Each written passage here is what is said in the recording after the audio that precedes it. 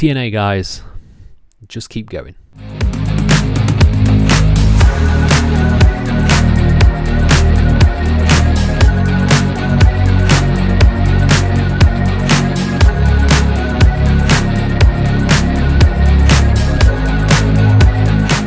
Hello and welcome to FTTR, I am Hugh McQuaid, and today we are talking about TNA Impact. In particular, we are talking about their brand new TV deal over in the States where they are going to be airing on AMC. Now, before we dive into that, please subscribe, please like this video, please comment your thoughts down below and I'll try and reply to every single one of them as we dive into this. Starting with the announcement overall. So the announcement was made today.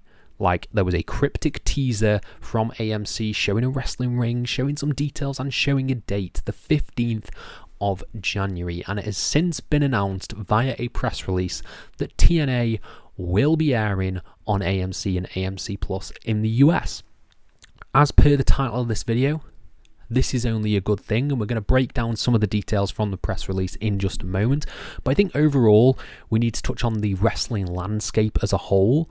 This is nothing but good for the industry because it shows that there are alternatives. There are alternatives and there can be successful alternatives because TNA getting a big deal is a big deal in itself. It has been a promotion that has ebbed and flowed from like its own YouTube channel to TNA Plus to Spike. It has been all over the place in terms of the last sort of 20 years or so since it's been airing, and it now getting a more stable, permanent home on network TV. I think it's network TV. That's something I've got to point out. I am an Englishman talking about your guys' TV product. So if I'm completely wrong, that's always a possibility because I know about BBC One and stuff like that. I don't really know about American TV channels other than cable. So we'll go from there. I think that this is nothing but good for the industry. I think it shows that there is an alternative, there can be a successful alternative, and there can be, cooperation between the two big companies. The cooperation between WWE and TNA has helped get them this deal, and I think that is something to be proud of. That is a partnership working well. Now, how that deal goes moving forward, who knows, because it could rush. TNA could be using WWE as a crutch a little bit to get this deal, and WWE could be like, we don't want to play with you anymore. Like, what's his name, Andy from Toy Story, kick the crutch out from under TNA, and TNA loses all the people who potentially were draws for them. That could always happen. But instead, I think this has shown to be a pretty fruitful partnership, from the Bound for Glory numbers to some of the TV viewership that the TNA stars get, the exposure that they get on NXT, to some of the TNA Plus subscribers, to getting this deal, I think is nothing but exceptional. I think it is nothing but exceptional. It is really cool. So we'll dive into some of the details now, starting with the air date, 15th of January. It's going to be in Dallas, Texas. I think that's really cool. It's going to be a nice 2-hour show airing on Thursday nights. That is going to be their slot. They're going to be on Thursdays for the week, and that means that's going to be a full 7 days, well, potentially 7 days of just televised wrestling, because you're going to have Raw on Mondays, you're going to have NXT on Tuesdays, AEW on Wednesdays, TNA on Thursdays, SmackDown on Fridays, Collision on Saturdays, potentially a pay-per-view on Sundays.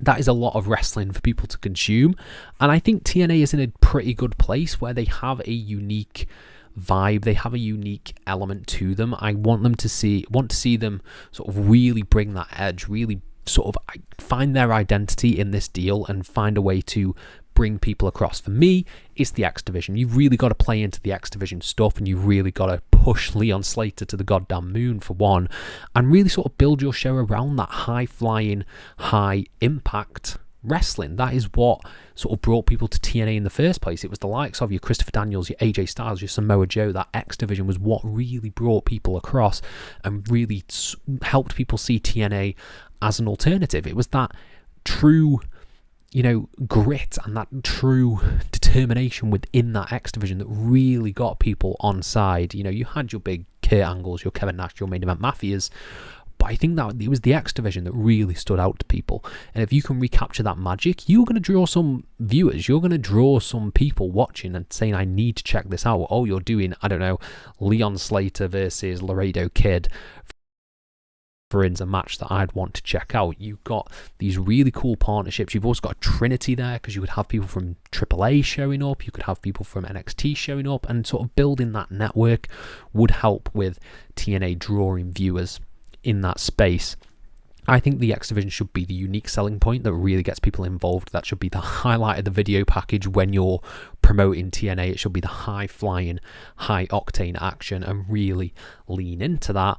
But you've also got some other captivating characters as well. You've got some, your Mike Santanas, people that people want to get behind, They want to get behind some of these TNA people. You've got your Knockouts division that could really, really be pushed to the moon, because they were obviously like a big part of TNA back in the day. If you really flesh out that X division, you could have a fantastic, fantastic scene there.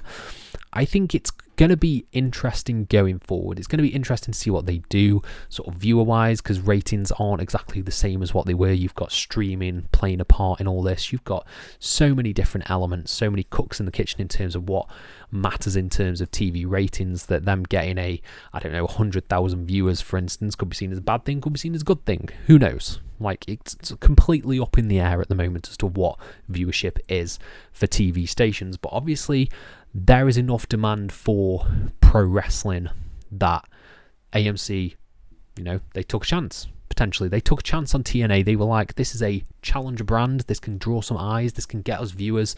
They obviously saw potential in TNA, like we've all seen potential in TNA for the entirety of its run. We've all seen that potential and we've all wanted it. That, to me, is TNA in a nutshell. It is that potential.